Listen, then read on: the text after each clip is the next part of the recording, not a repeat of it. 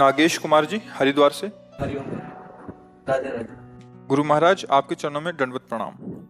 महाराज जी, सनातन हिंदू धर्म में विवाह के पश्चात पुरुष के पुण्य का आधा भाग स्त्री को मिलता है, जबकि स्त्री के पाप का आधा भाग पति को मिलता है। जिसे उसी में श्लोक में उद्याने च मद्यपाने राजद्वारे पिता गृहे बिना आज्ञान गंतव्यम वरयाचति वरांगना, ब्याह में जो वचन भराए जाते हैं। बात यहाँ है कि जब पाणी ग्रहण करते हैं तो दोनों मित्र होते हैं, भाव वहां होता है। अब शरीर दो होंगे और उनके कर्म एक होंगे। हम दोनों सलाह से जो भी कार्य करेंगे धर्म में करेंगे और दोनों धर्म के प्रताप से भगवान को प्राप्त करेंगे।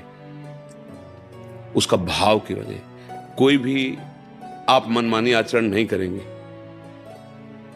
बिना हमारी अनुमति के आप किसी घूमने जंगल ऐसे पिता के भी गृह में या राज दरबार में या जहां कोई मदिरा पिए बैठा हो मद्यशाला आदि के पास बिना हमारे सानिध्य के आप नहीं जाएंगे।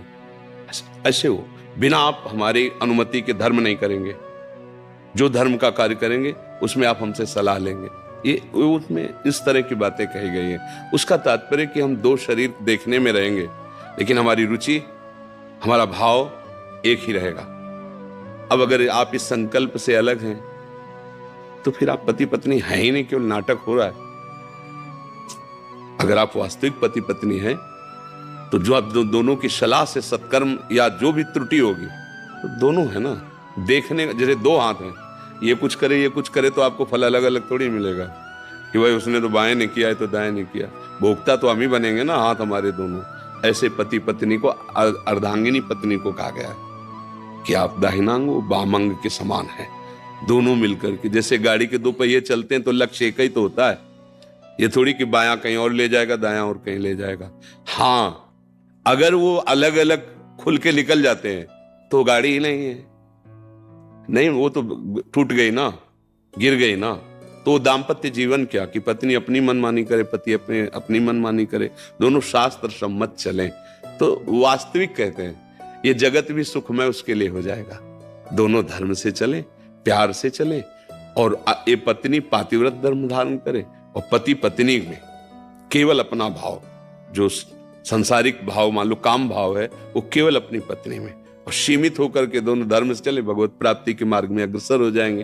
पर जब गर्ल फ्रेंड और बॉयफ्रेंड पहले से ही बन रहे हैं तो इनमें पातिव्रत धर्म आएगा, इनमें एक पति निष्ठा आएगी, उनमें एक पतिव्रत का भाव आएगा, या पति एक पत्नी से अपने जीवन का प्यार दे देगा क्या? तो सब नष्ट ही हो रहा है। तो हमें लगता है लिखे ही रह जाएंगे ग्रंथ की बातें। धारण करने की योग्यता तो हमारी नई पीढ़ी पहले ही खो दे, नहीं खो दे। सोचो, जैसे पवित्र वस्त्र पहन करके ही यज्ञ किया जाता है, ऐसे ये शरीर वस्त्र है। इसको तब तक पवित्र रखना है जब तक ये दाम्पत्य जीवन का संकल्प न बन जाए। पर ऐसा हो रहा है क्या? है कहाँ हो रहा है? आप बताओ ना, कहाँ हो रहा है? छोटे छोटे बच्चे, छोटी छोटी बच्चियां वैसे ही मन संसार में आसक्त है और ये सब नए वातावरण ने जो मिटिया मेट कर दिया। अब क्या बताना, आप लोग तो संसार में हो ही ना, फिर क्या? अब ये बातें केवल केवल बातें ही रह गई हैं। ये तो कुछ आदमी होंगे जो ब्याह करवाते होंगे पंडित जी से, नहीं तो ऐसे उसमें लिखा लो जज के सामने आए कोर्ट में, और या भैया मंदिर में माला डाल लिया, छुआ के हो गया। मतलब क्या यार, समय आ गया है। अब आपने उससे भाव से स्वीकार किया और 2 महीने बाद कह दिया आप हमें पसंद है, तो बाजार की वस्तु समझी थी क्या? जीवन बर्बाद हो रहे हैं ना। और ये पास है, ये अब आज की समाज हमारी इसे पास करे कि पढ़ी लिखी समाज है, ये पढ़ी लिखी समाज। तो अब धर्म कहाँ कैसे? नैष्ठिक भावनाएं ही निष्ठापूर्ण नहीं रह गई है, कैसे? अब तो बस यही है कि इन किन प्रकार जैसे बने नाम जप करो, अपना कल्याण करो और अपने जो सगे संबंधी उनके लिए नाम जप करो। वो जप करे ऐसी भावना हम जप करके उनके लिए भी नाम, कि तुम पुत्र हो, तुम पत्नी हो, तुम्हारी बुद्धि शुद्ध हो, तुम्हारे अंदर सद्भावनाएं आवे। बस यही हमारी शिक्षा तो यही। पत्नी नाम जप करे कहोगे नाम जप करो, नहीं करेगी तुम्हें गुस्सा आएगा, लड़ाई झगड़ा करो। आप नाम जप करो, आप उसका मंगल करो। तो हमारी समझ में अब तो ये बात आ रही कि ये बातें निर्वाह करना कैसे हो सकता है। आप हमें बताओ, अच्छा कैसे हो सकता है? अभी तो है थोड़ा, आगे जो आएगा वो लिखा है शास्त्रों में, नहीं माने को अनुजा तनुजा, बेटी बहन की सुरक्षा घर में ही नहीं होगी। असुरक्षित जीवन, पशुवत जीवन। भाई नाम जब इसीलिए सबको चिल्ला के कहते हैं, जब हमसे कोई प्रश्न करता है तो इन विषयों पे भले बात करते हैं, नहीं हम सबसे ये कहते हैं जो हो जहां हो जैसे हो, नाम जप करो, नाम जप करो। तुम जो भी हो ठीक हो जाओगे, नाम तुम्हारा मंगल कर देगा। क्योंकि हम जानते हैं कि ये छोड़ो ये छोड़ो ये छोड़ो, फिर नाम जप करो, नहीं कर पाओगे। जो कर रहे हो करो, नहीं छोड़ पा रहे हो मत छोड़ो, एक और डाल लो ना। जहां इतनी गंदगी जमा किए हो, एक डाल लो राधा राधा राधा राधा राधा, वो तुम्हें आत्मबल मिलेगा। तब तुम अपने आप सब छोड़ दोगे, ग्लानि होगी। आप एक नवयुवक कभी कल या परसों था, वो रो के कह रहे थे, बड़े अच्छे पोशाक में थे, रो के कह रहे थे कि मुझे अब रोज ग्लानि होती कि मैंने ऐसे ऐसे काम किए, मैंने ऐसा ऐसा खान पान किया, महाराज जी कैसे क्षमा होगा, मेरा हृदय जल रहा है। हम कहा यही क्षमा हो रहा है। देखो ना नाम ने कैसा किया कि जो पूर्वकृत कर्म है उनके प्रति जो पश्चाताप, ग्लानि, यही सबसे बड़ा उत्तम उन्नति का मार्ग है। तो देखो अब कहें आप ये छोड़ो ये छोड़ो, आपको कैसे छोड़े? राधा राधा जपना शुरू करो, अब ये आपको पावर देगा, तो अपने आप सब छूटता चला जाएगा। फिर उसका जो परिणाम है वो भस्म हो जाएगा आपकी जलन से। यार कितना मैं नीच हूं, कैसा अधम हूं, ऐसा क्यों किया, ऐसा, हे भगवान क्षमा कर दो। कभी नहीं करेंगे, हो गया क्षमा। जो हृदय जलन होता है ना वो शांत हो जाता है।